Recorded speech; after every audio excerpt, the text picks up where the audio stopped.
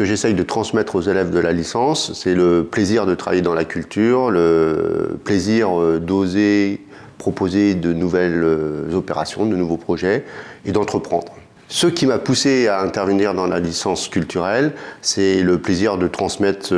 des savoirs, de transmettre mon expérience, de partager mes expériences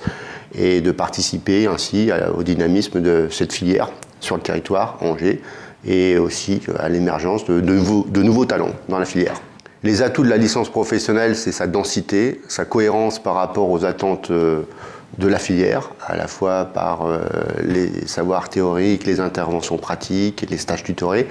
et surtout le dynamisme de cette licence qui, en quelques mois, forme de manière très opérationnelle les futurs professionnels de la culture.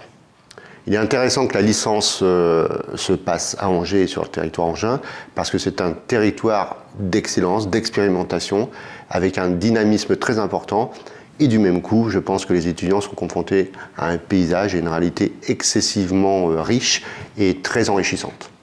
Je pense que la licence est un atout pour l'insertion des étudiants sur le marché du travail dans les domaines culturels et artistiques, parce que la formation est théorique, est appuyée par des interventions de techniciens, d'opérateurs, de professionnels, et surtout est assez cohérente par rapport aux attentes des futurs employeurs.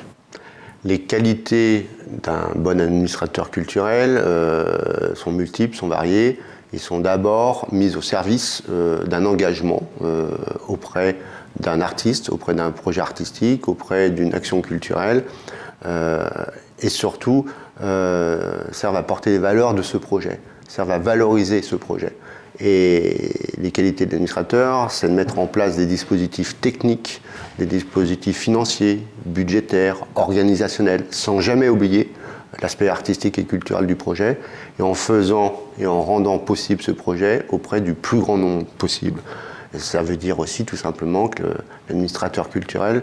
du même coup, doit être beaucoup à l'écoute de ses partenaires, de ses collaborateurs, de ses fournisseurs, mais aussi de son environnement pour mieux saisir comment est la meilleure façon de faire, de mettre en valeur, de proposer et de diffuser un projet culturel. Voilà, c'est des qualités, on va dire, à la fois humaines, à la fois techniques, avec des bagages relativement variés, diversifiés. Il faut savoir faire de la comptabilité, il faut savoir mettre en œuvre un projet, il faut savoir écouter, il faut savoir faire de la médiation. Il faut savoir réagir, intervenir,